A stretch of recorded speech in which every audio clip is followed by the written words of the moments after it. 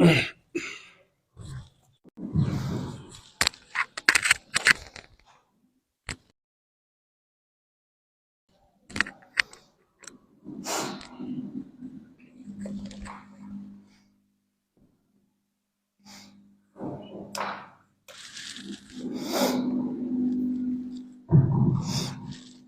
لله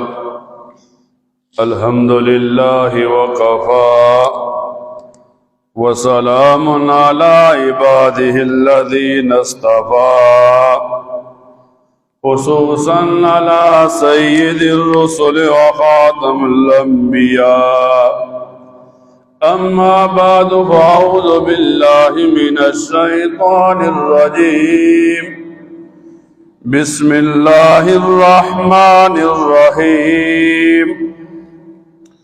قال النبي صلى الله عليه وسلم: أربع إن كن فيك فلا عليك ما فاتك من الدنيا: حفظ أمانة وصدق حديث وحسن حليقة وعفة من تهمة. صدق الله مولانا العظيم. إن الله وملائكته يصلون على النبي يا أيها الذين آمنوا صلوا عليه وسلموا تسليما. اللهم صل على محمد وعلى آل محمد كما صليت على إبراهيم وعلى آل إبراهيم إنك حميد مجيد. اللهم بارك على محمد وعلى آل محمد كما باركت على إبراهيم وعلى آل إبراهيم إنك حميد مجيد. نبی کریم صلی اللہ علیہ وسلم کی ایک حدیث مبارکہ تلاوت کی. نبی کریم صلی اللہ علیہ وسلم فرماتے ہیں: اگر دنیا کے اندر 4 صفتیں کسی انسان کو مل جائیں تو یہ دنیا کی ساری دولتوں سے زیادہ بالا تر ہیں. نبی کریم صلی اللہ علیہ وسلم فرماتے ہیں ان 4 صفات میں سے پہلی صفت حفظ و امانت، امانت کی حفاظت کرنا ہے. جب امانت کا لفظ آج ایک انسان، ایک مسلمان سنتا ہے تو اس کے دل و دماغ میں یہ بات آتی ہے کہ امانت کسے کہتے ہیں کہ ایک آدمی دوسرے کے پاس مال و دولت، سونا چاندی محفوظ کرنے کے لیے رکھ دے.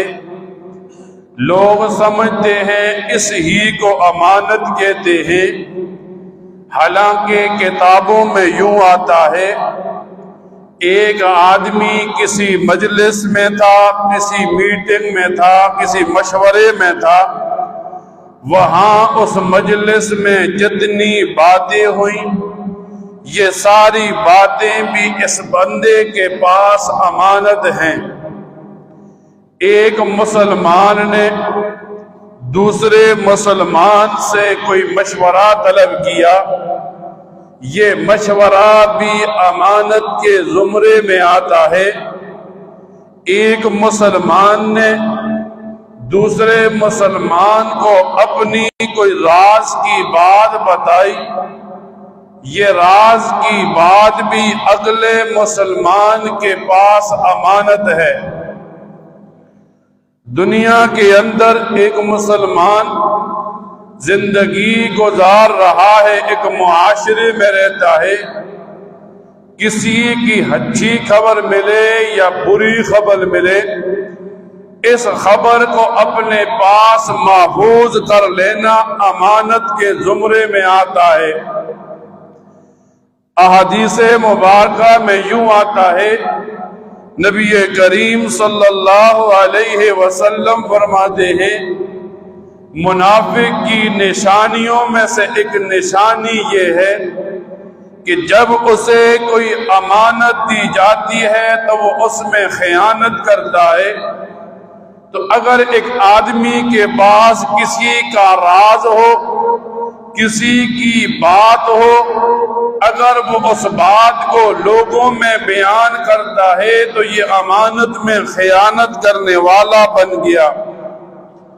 फिर नबी करीम सल्लल्लाहु अलैहि वसल्लम फरमाते हैं, दूसरी बड़ी सिफ़त सिद्क़ व हदीसन, बात की सच्चाई है कि एक मुसलमान जब किसी से बात करे तो इस मुसलमान की ज़बान पर सच्चाई होनी चाहिए। नबी करीम सल्लल्लाहु अलैहि वसल्लम फरमाते हैं, मुनाफिक की निशानियों में से एक निशानी ये है कि जब वो बात करता है तो वो झूठ बोलता है। और उलमा किताबों में यूं लिखते हैं कि जब बंदा सच बोलता है तो निजात पाता है, जब झूठ बोलता है तो वो हलाक हो जाता है। और उलमा लिखती हैं किताबों में एक झूठ बोलने के लिए बंदे को 100 झूठ बोलने पड़ते हैं। और कुरान करीम में अल्लाह ताला का बड़ा वाज़ेह पैगाम है कि अल्लाह ताला झूठ बोलने वालों पर लानत फरमाते हैं। तो नबी पाक सल्लल्लाहु अलैहि वसल्लम फरमाते हैं, दूसरी मुसलमान में सिर्फ सच्चाई की होनी चाहिए। फिर नबी करीम सल्लल्लाहु अलैहि वसल्लम फरमाते हैं, मुसलमान में तीसरी सिर्फ खुश अखलाकी की होनी चाहिए। खुश अखलाकी इसे कहते हैं कि सामने अमीर हो या गरीब हो, बड़ा हो या छोटा हो, हर एक के साथ अच्छे अखलाक के साथ पेश आना चाहिए। आज हम जिस मुआशरे में रहते हैं, खुश अखलाक लोग कम मिलते हैं, चापलूस लोग ज्यादा मिलते हैं। खुश अखलाक कहते हैं उस बंदे को कि जब बड़ा आता है तो वो समझता है मेरे बाप के बराबर है, इज्जत करता है। जब कोई बच्चा मिलता है तो समझता है मेरी औलाद के बराबर है। और अहादीस में आता है, नबी करीम सल्लल्लाहु अलैहि वसल्लम फरमाते हैं, जिसने हमारे बड़ों की इज्जत नहीं की, छोटों पर शफकत नहीं की, उसका हमारे साथ कोई तहल्लुक नहीं। जब इन शरीयत के उसूलों को सामने रखकर वो किसी के साथ खुश अखलाकी से, हमदर्दी से पेश आता है, इस बंदी को तो खुश अखलाक कहते हैं। लेकिन एक आदमी सामने किसी अमीर को देखता है, फिर तो बड़े अखलाक से पेश आता है, हंस हंस के बातें करता है, नरमी से बात करता है। लेकिन जब सामने कोई गरीब नजर आता है, मातेहत नजर आता है, छोटा नजर आता है, उसके साथ सख्ती के साथ पेश आता है। इस मुसलमान को खुश अखलाक नहीं कहते, इस मुसलमान को चापलूस कहते हैं। और चापलूस की मुजम्मत मुआशरे में भी की जाती है, इस्लाम और शरीयत में भी की जाती है।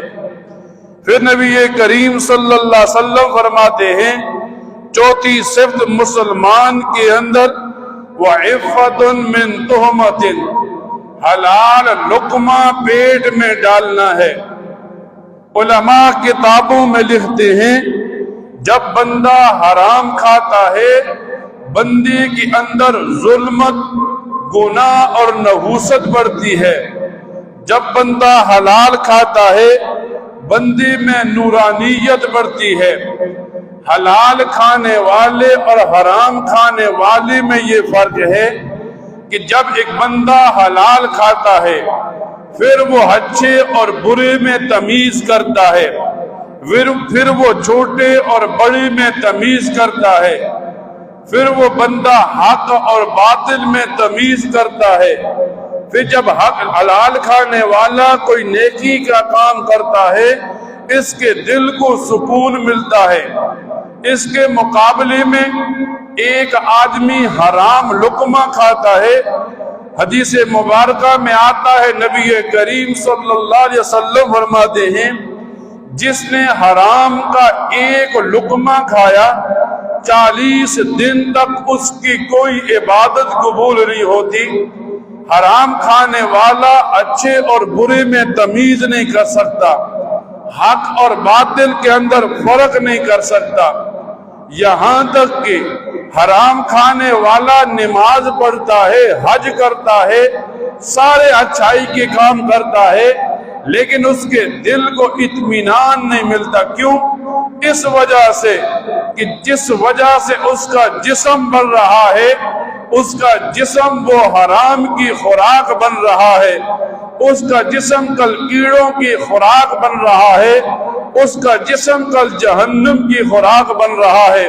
تو نبی کریم صلی اللہ علیہ وسلم فرماتے ہیں مسلمان کی چوتھی صفت یہ ہے کہ وہ حلال کھانے والا ہو۔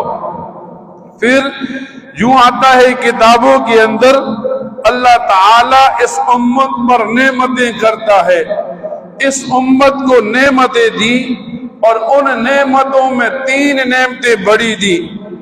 حدیث مبارکہ میں آتا ہے نبی کریم صلی اللہ علیہ وسلم فرماتے ہیں اول ما خلق اللہ العقل، اللہ تعالی نے سب سے پہلے عقل کو پیدا کیا۔ تو نبی کریم صلی اللہ علیہ وسلم فرماتے ہیں اللہ تعالی نے اس امت کو پہلی نعمت عقل دی۔ اور حضرت عائشہ صدیقہ فرماتی ہیں نبی کریم صلی اللہ علیہ وسلم فرماتے ہیں عقل ہی کی وجہ سے ایک مسلمان بندہ کل انبیاء کی سب کے ساتھ کھڑا ہوگا، عقل کی وجہ سے وہ جانچے گا شریعت کے احکام کیا ہے، شریعت کن چیزوں سے منع کرتی ہے، کن کاموں کی وجہ سے میں جنت کے قریب ہوتا ہوں، کن کاموں کی وجہ سے میں جہنم سے دور ہوتا ہوں۔ ان تمام چیزوں میں جو چیز فرق کرتی ہے اسے عقل کہتے ہیں۔ پھر نبی کریم صلی اللہ علیہ وسلم کی احادیث سے علماء فرماتے ہیں اس امت کو جو دوسری بڑی نعمت دی گئی وہ علم ہے، علم ہی کی وجہ سے بندہ نجات پاتا ہے جبکہ علم پر اس بندے کا عمل ہو۔ علماء کتابوں میں لکھتے ہیں علم پڑھنے والے کے لیے عمل کرنا لازمی ہے۔ اب علم کسے کہتے ہیں؟ ایک بندہ مسجد میں نماز کے لیے آیا، اسے وضو کے فرائض پتہ ہو، اب فرائض کا علم ہوا، اب انہیں فرائض کو ادا کرنا اس پر لازمی ہے۔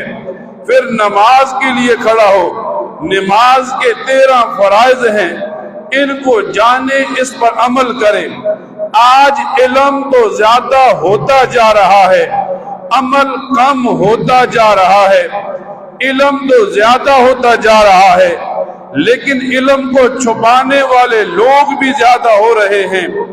جب مسئلہ غریب کا ہوتا ہے پھر ہر علم والا بولتا ہے، جب سامنے پیسے کا مسئلہ ہوتا ہے پھر تو ہر علم والا بولتا ہے، اور جب سامنے یہ پتہ چلے کہیں میری عزت ضائع نہ ہو پھر اچھا بڑا آدمی بھی علم چھپاتا ہے۔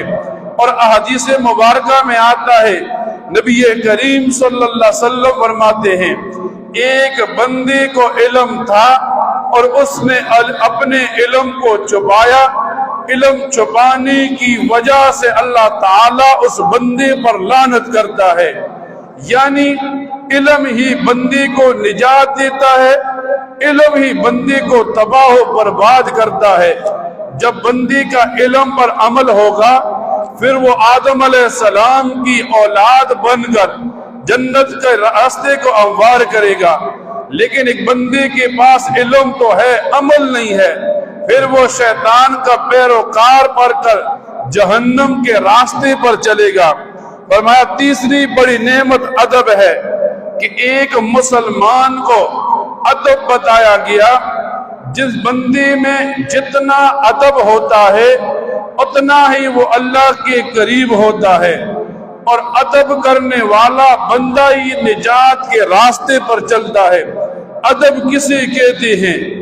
ادب یہ نہیں ہے کہ زبان سے تو ادب ہو، لیکن اعمال سے، کام کرنے سے ادب ظاہر نہ ہو۔ ایک بندہ مسجد میں نماز کے لیے آیا، اب مسجد کے آداب ہیں، وضو کر رہا ہے، پانی کم استعمال کرے، یہ مسجد کا ادب ہو گیا۔ مسجد میں آ گیا نماز کے لیے، سکون سے بیٹھ جائے، یہ مسجد کا ادب ہو گیا۔ نماز پڑھنی شروع کی، نماز کو سکون سے پڑھے، یہ نماز کا ادب ہو گیا۔ نماز کے بعد دعا ہے، دعا کو اللہ کے سامنے گڑ گڑا رو کر مانگے، یہ دعا کا ادب ہو گیا۔ جب تک ایک مسلمان میں ادب رہے گا وہ بلندی کی منزلوں کو چھوتا رہے گا، اور جب مسلمان ادب کو چھوڑ دے گا دنیا بھی خراب ہو جائے گی، آخرت بھی خراب ہو جائے گی۔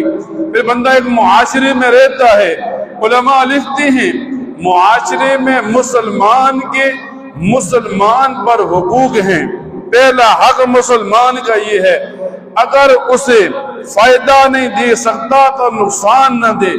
آج جس معاشرے میں ہم رہتے ہیں، ہم چاہتے ہیں اگلے کا نقصان ہو، اور جب اگلے کا نقصان ہوتا ہے تو ہم خوش ہوتے ہیں، اور اگر اگلے کا کوئی نفع ہوتا ہے پھر مسلمان کے دل میں بخالت اٹھتی ہے، مسلمان پریشان ہوتا ہے، اسے نفع کیوں ملا، مجھے نفع ملتا، اسے مال و دولت کیوں ملی، مجھے ملتی، اسے یہ عہدہ کیوں ملا۔ اسے بخل کہتے ہیں، اور بخل والا آدمی جہنم کی طرف بڑی تیزی سے جاتا ہے۔ فرمایا مسلمان کا یہ حق ہے، فائدہ نہ دے سکے تو اسے نقصان نہ دے۔ اگر دوسرا حق یہ، اگر اپنے مسلمان بھائی کو خوشی نہیں دے سکتا، غم نہ دے۔ اگر آج ایک بندہ کسی پر ظلم کرتا ہے، اسے غم دیتا ہے، اس کی اولاد کے منہ سے نوالا چھینتا ہے، ایسا ہو ہی نہیں سکتا۔ یہ دنیا تو دار العمل ہے، ایک وقت آتا ہے پھر یہ نوالا چھیننے والا، یہ ظلم اور غم دینے والا آدمی کل اس کی اولاد دنیا کے سامنے عبرت کا نشان بن جاتی ہے۔ اور ہمارا تیسرا یہ، اگر کسی کی تعریف نہیں کر سکتے تذلیل نہ کرو۔ ایک آدمی مہینے کے بعد مسجد کی طرف آیا، اس کی تعریف کرو، مسلمان ہیں، مسلمان ہونے کے ناطے اللہ نے فریضہ نماز کا دیا ہے۔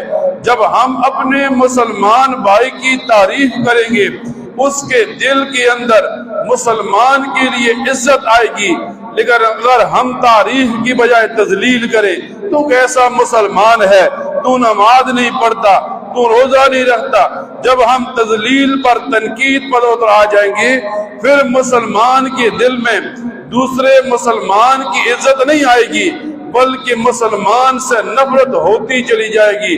تو فرماتے ہیں علماء، اپنے مسلمان بھائی کی تعریف کرو نیکی کے کاموں میں، اور تذلیل نہ کرو، تاکہ وہ دین کی طرف کھنچا چلا آئے۔ اس کی وجہ سے تیری دنیا بھی بنے گی، تیری آخرت بھی بنے گی۔ اللہ تعالیٰ سے دعا کیا کرے، اللہ تعالیٰ ان باتوں کو سننے کے بعد ان پر عمل کرنے کی توفیق عطا فرمائے۔ وآخر دعوانا الحمدللہ رب العالمین۔